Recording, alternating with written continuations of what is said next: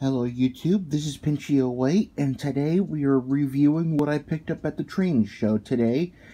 It is the N-Scale Union Pacific 484 Northern steam locomotive number 844 from Kato. Alright, so one of the newest things I'm doing on this review is starting off these reviews with a history on the prototype, then I'll bring you for some more in-depth detail, and then we'll do a running session by then to see how well it runs.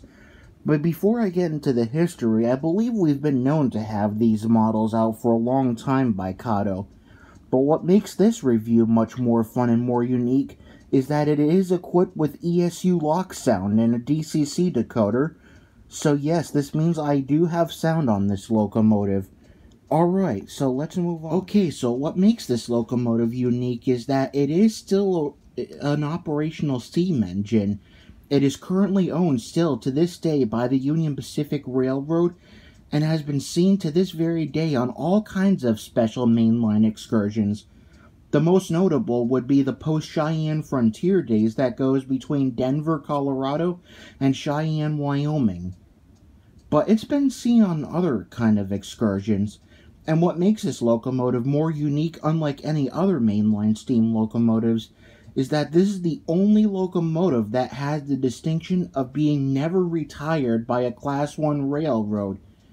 Even though we do have a bunch of other mainline steam locomotives, most of those locomotives were saved from scrap at first by being preserved at railroad museums, and then later on throughout the years restored back to operating condition. But I know this may be a little confusing on how we say the 844 was never retired from service, so that's where we go in depth. So 844 was part of the FEF Class 3 steam locomotives, and it's kind of weird to say FEF because FEF is actually the lettering for the words 484, which I believe is referring to most commonly the wheel arrangement of the steam locomotive. By 484, it means you got 4 pilot wheels here, 8 driving wheels, and a 4-wheel trailing truck under the firebox and cab, so they designated it as a 484.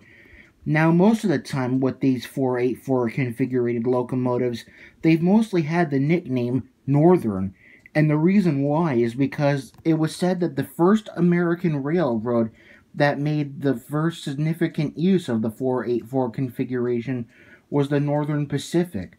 So because of that, all 484 locomotives had the nickname Northern. But not all of them are still like that to this very day.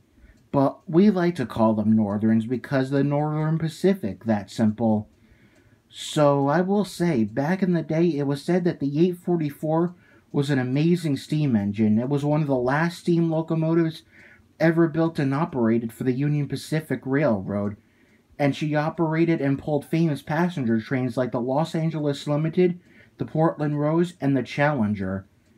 And then eventually, when she stopped running commercial steam operation back in the day and diesel was taking over, eventually she had her very final job by working as a yard engine in Omaha, Nebraska. Then in the late 60s, eventually, Union Pacific was interested in requiring a steam program, and 844 was the only steam locomotive left in operation, so they bought her back, and then has been on the active roster to be used on special occasions. So that's how the 844 is very special in the way of being the only steam locomotive that was never retired by a Class 1 regional railroad. And I believe Kato here is the only manufacturer so far that has done the 844 in N-scale. I believe they also released the sister of this locomotive, number 838, which has been nicknamed the freight version of the FEF3s. Because, yeah, even though the FEFs of Union Pacific were primarily used for passenger service, they could be used for freight service as well. And as for the locomotive I'm describing, they have number 838. It is in existence today. It sits aside the 844 in the roundhouse in Cheyenne, Wyoming, although currently it's not in, well, amazing condition as much as the 844, because most of her was taken apart as she is being used right now as a source of spare parts for the 844. So all I can say is that Kato here gets really an A+ at taking so much 3D details and molding it into one little N-scale steam locomotive. And yes, this is an oil tender because ever since it became an excursion engine like that on the main line today, it's been converted to an oil burner because it's much cheaper and not as dangerous as coal, because we all know coal produces ash by then that dumps onto these railroad ties. Could be a hazard out in the desert and all sorts of stuff like that. So what do you say we take a closer look at this engine? So our most common place for this engine to start is right here along the front.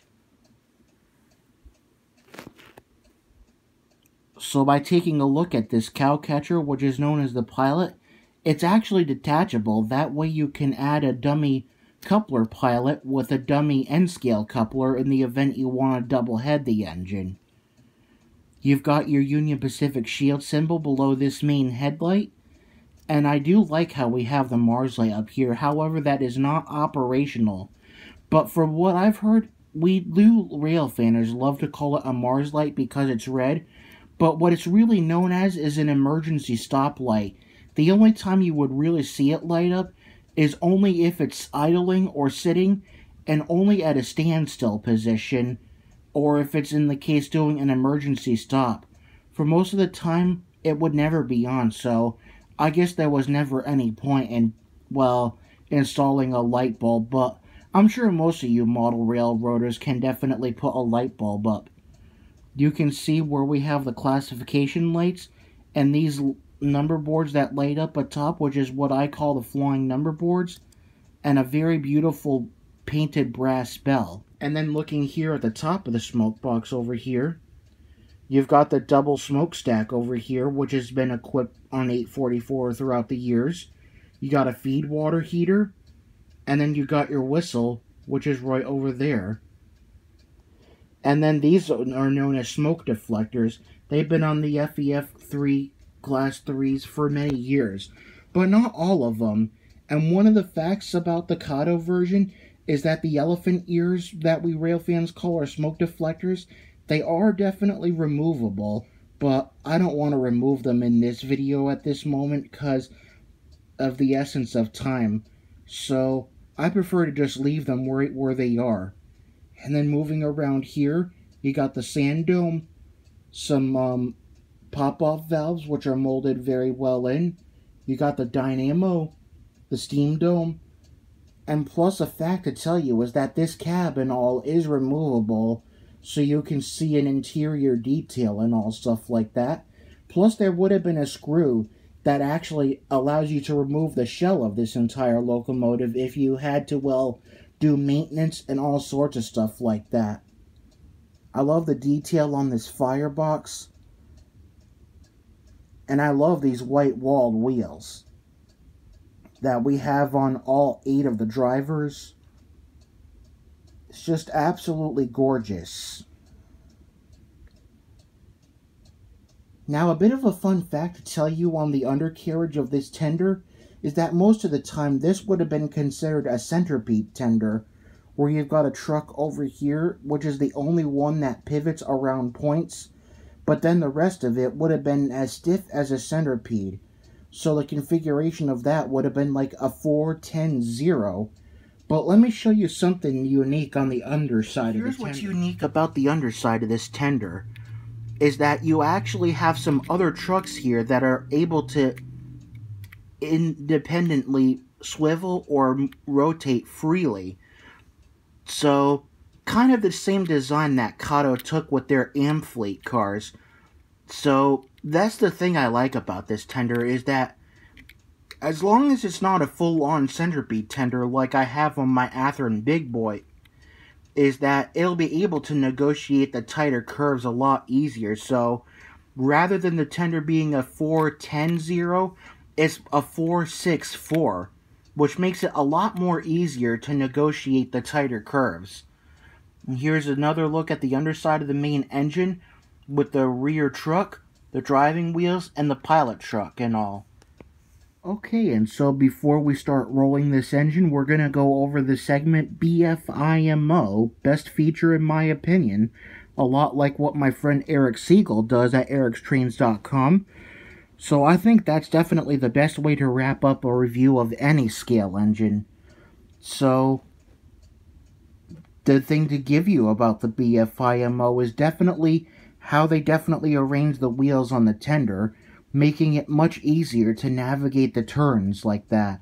I've never seen any manufacturer do that with a centipede tender. Make it easier to navigate the sharp turns like that. Other than that, this locomotive is definitely ready to roll.